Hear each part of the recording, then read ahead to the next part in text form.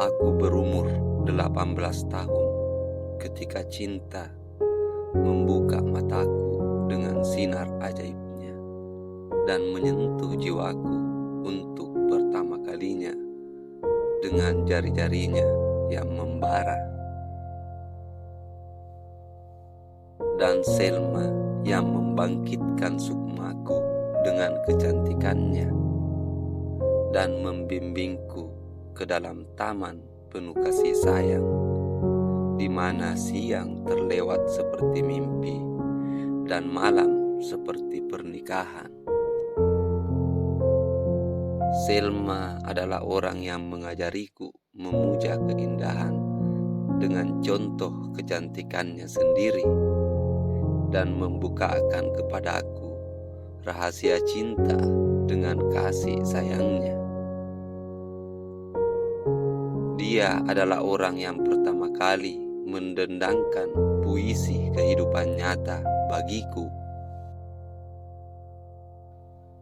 Setiap pemuda ingat akan cinta pertamanya dan selalu berusaha menangkap kembali saat yang aneh itu. Kenangan darinya mengubah perasaannya yang paling dalam dan membuatnya begitu bahagia di samping semua kepahitan misterinya. Dalam kehidupan setiap pemuda pasti ada Selma yang terbit dari fajar musim semi kehidupannya, yang mengubah kesendiriannya menjadi saat-saat bahagia dan mengisi kesunyian malam-malamnya dengan alunan musik penuh irama. Aku hanyut tenggelam ke dasar relung jiwaku, sementara pikiranku mengembara terbang melintasi cakrawala terjauh dari khayalan ketika cinta berbisik ke telingaku melalui bibir Selma. Hidupku adalah suatu koma kosong seperti hidupnya Adam di Firdaus sebelum melihat Hawa yang muncul tiba-tiba seperti bulan mengintip dari balik bukit.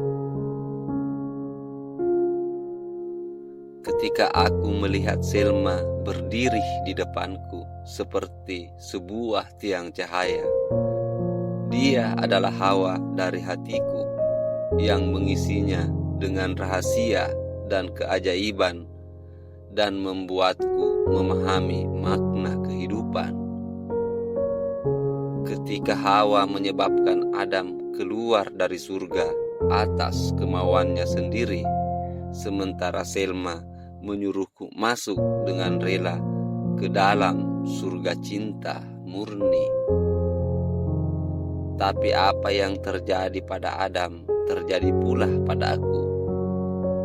Dan kata pedas yang mengusir Adam keluar dari surga, laksana kata yang membuatku takut dengan mata pisaunya yang mengilat, juga memaksaku menjauhi surga cintaku seperti larangan bagi Adam untuk mendekati pohon larangan. Kini tahun-tahun telah berlalu, aku tidak punya apa-apa yang tersisa dari mimpi indah itu, kecuali kenangan pedih yang mengepak bagaikan sayap gaib yang berterbangan di sekelilingku, yang mengisi kedalaman hatiku dengan kesedihan dan membuat air mataku bercucuran. Dan kekasihku Selma yang cantik kini telah tiada, dan tidak ada apa-apa yang tersisa untuk mengenangnya kecuali hatiku yang patah dan sebuah makam yang dikelilingi oleh pohon-pohon pinus. Tinggal makam dan hati ini yang menjadi saksi kehadiran Selma. Keheningan yang menjaga makam itu tidak membukakan rahasia kematiannya yang abadi di sisi Tuhan. Dan gemeresik dahan-dahan yang akarnya menghisap jasad itu tidak bercerita tentang misteri makam tersebut.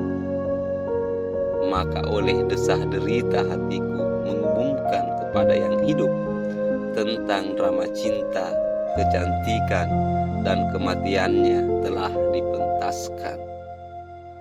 Kepada teman-teman masa mudaku yang menyebar di kota Beirut, kalau kamu melewati makam dekat hutan pinus itu, masuklah diam-diam dan berjalanlah pelan-pelan, agar hentakan kakimu tidak mengganggu tidurnya si mati.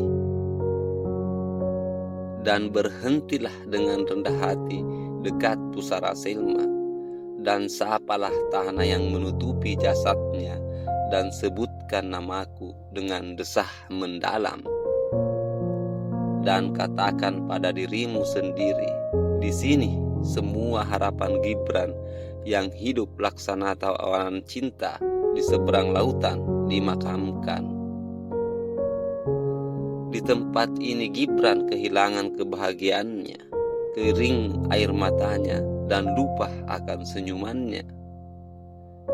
Di samping makam itu tumbuh pohon duka cita Gibran bersama dengan pepohonan pinus, dan di atas makam itu jiwanya berkelap-kelip setiap malam mengenang Selma, menangis sedih bersama dahan-dahan pepohonan, berkabung dan meratapi kepergian Selma yang kemarin adalah suatu nada-nada indah pada bibir kehidupan, dan sekarang adalah suatu rahasia sunyi dalam dada bumi.